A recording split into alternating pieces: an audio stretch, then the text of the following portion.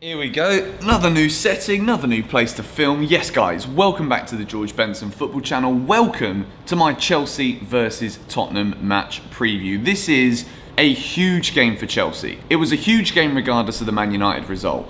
The fact we've put ourselves under pressure by losing to United at home means that this means even more than it ever would have done before. Chelsea are in for a little bit of a blessing. You never want any opposition players to get injured. Spurs are without a striker. I watched the game against Leipzig a little bit, didn't see the whole thing, saw the highlights because I was in the air. It very much looked as though Spurs are toothless right now, so if Chelsea ever had an opportunity to beat them at home, to not be as worried about Spurs going forward, we should still be worried because they're still a good side and Mourinho's going to have something up his sleeve, but no Son, no Harry Kane, we've got to get the win at home. We've been leaking so many goals. We're not winning matches at Stamford Bridge, and their two biggest outlets for scoring goals aren't playing. So if we don't beat Spurs at home, we've only got ourselves to blame when we drop out of the top four and then don't get Champions League football next season. So, without any further ado, we're going to build my starting 11. Been a lot of talk about should we go back to a 3-4-3? Should we go and play the wing-backs again the way that we did so successfully in that away game at the new White Hart Lane? I went to that one, I was in the front row. It was the best game of the season in terms of the way that we performed, the way that Frank Lampard tactically put one over his old boss. Nobody expected us to go there and get the win, and it's at this point now where we really need the win, because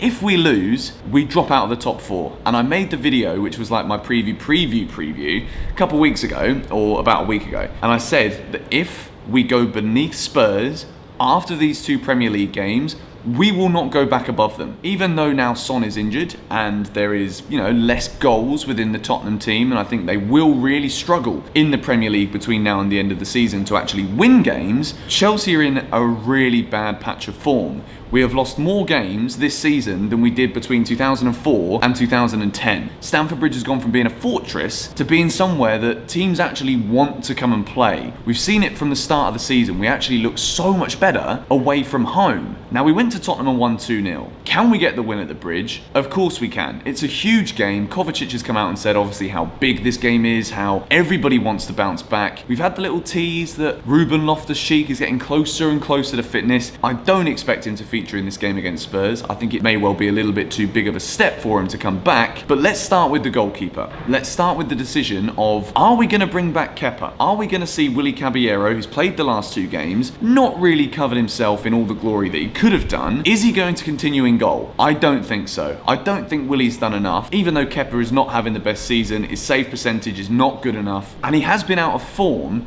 Willy Caballero's not done enough for me to be able to justify putting him in goal for this game against Tottenham. So we're going to stick Kepa in the net, and the 3-4-3. Do I want to see us play this at home? No. I think the 4-2-3-1 is what we're going to go for. I don't think Frank's going to revert back to the three at the back. We need to keep some kind of consistency. We've not gone back with the three at the back with the two wing-backs for a while. Reece James, even though he didn't have the best game again against Man United, he's definitely still got errors in him. There's stuff that's definitely going to be ironed out, but with the attacking threat and his strength, Reece James comes in for me at right back. As for the centre-backs, I'm going to go with an Andreas Christensen and Fikayo Tomori partnership. I want to see Tomori back in the team.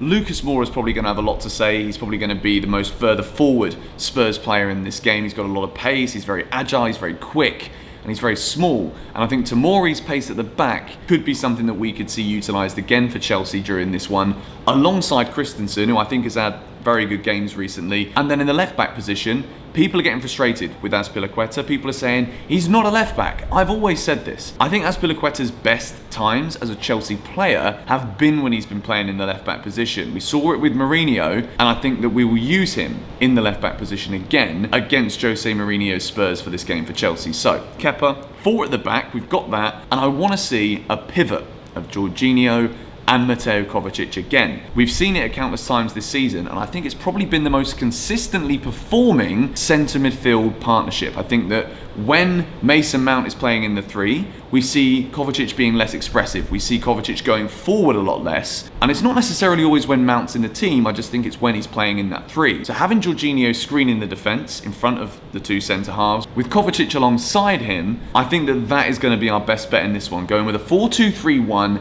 to try and get the win against Spurs, packing out the midfield a little bit, and then we're going to move forward with the 3. Now, I'm not entirely sure about injuries. Chelsea have been incredibly unlucky with injuries. We've wanted to see Christian Pulisic come back into this team now for some time. It hasn't happened because it was a more serious injury than we first thought. Hudson-Odoi missed the game against United. Tammy Abraham didn't feature at all, and it all depends on his fitness. If Tammy is fit, we know that Frank doesn't necessarily back Giroud, and after the performance against United, I don't think he can back Batshuayi and get any support for it whatsoever at this moment. So I don't think Christian Pulisic is going to be back ready for this game. So we're going to go with a Hudson-Odoi on the left, praying that he's fit. Hopefully one of either Hudson-Odoi, if not both, Hudson-Odoi and Christian Pulisic can be fit for this one. In the middle, if Pulisic is fit, I would stick Christian Pulisic in the middle. But I think that Mason Mount will be the man to play in that number 10 role. And then Willian, who always seems to bring it out against Spurs. We need a match-winning performance from the Brazilian. Ever since that game, he's not looked the same. He's gone back to being that inconsistent player who wasn't turning up when we needed him to. We need Willian to show up against Spurs. The atmosphere at the Bridge, even though it's a Saturday early flipping kickoff, no one's had enough time to go in and get enough beers in the pub at all. It's going to be an 8:30 kickoff where I am in Bali, so it's going to be prime time for me. Willian needs to show up. If ever there was a game that every single one of these players needs to show up in, it's this one. We need to create that points gap again between us and Spurs. We need to consolidate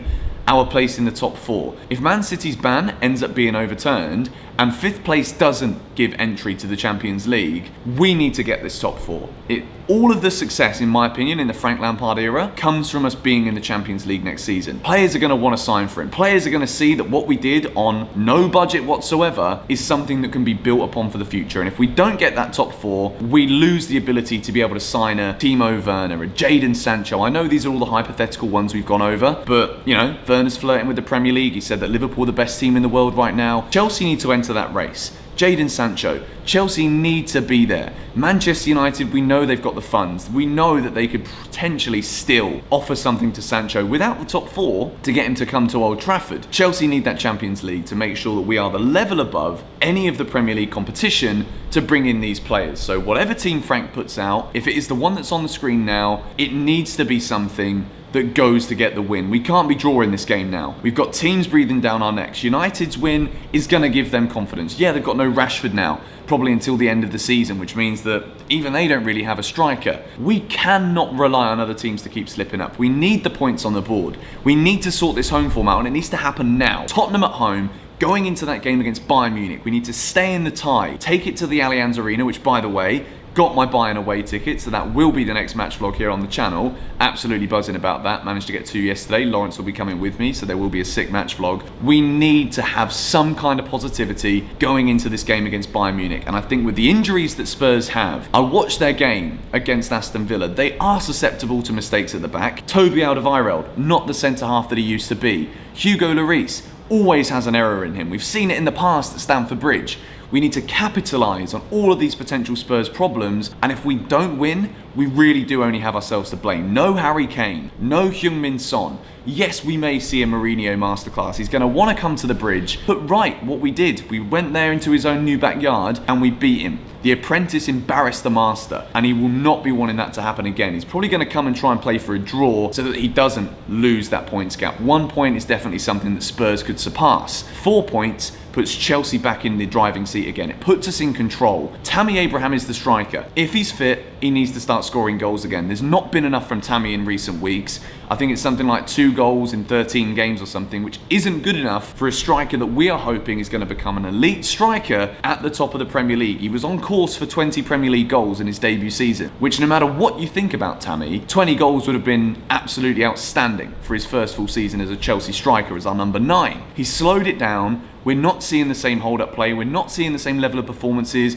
We're seeing him get frustrated, but that frustration isn't being channeled in a way that's making him more like a Diego Costa or a Didier Drogba style character, which we really need him to become to lead that line. But if ever there is a stage that's been set, if ever there was a moment for Mason Mount to turn his form around, for Hudson-Odoi to turn his form around, for Tammy to turn his form around, it's right now. I want to see Tomori brought back into the team, whether it's alongside Rudiger or Andreas Christensen. That's up for some debate. Let me know what you think in the comments down below. I've gone with Christensen and Tomori as my centre-back partnership. I would be lying if I said I'm fully confident going into this one. We watched that game against United. I wasn't impressed with anything. I think Chelsea lack ideas. I think we lack energy. We lack potency in attack. But if we can see some of these players come back, maybe two of them, Hudson-Odoi, Tammy, maybe Pulisic as well, we're going to know a lot more. By the time you watch this video, Frank will have had his press conference. I haven't had the luxury to be able to see it because it gets dark here by the time Frank starts talking to the press. So I've had to go with what I'm hoping for.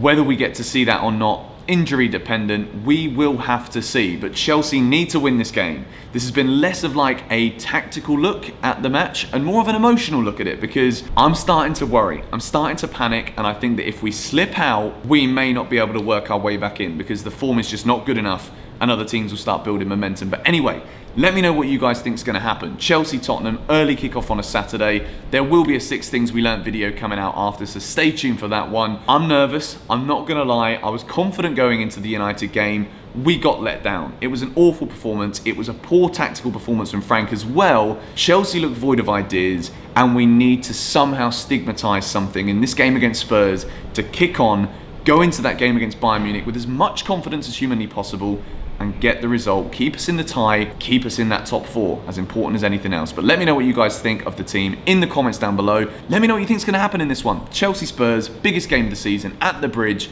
Leave a like if you enjoyed this video, subscribe if you're new, and I will catch you all tomorrow. Bye-bye.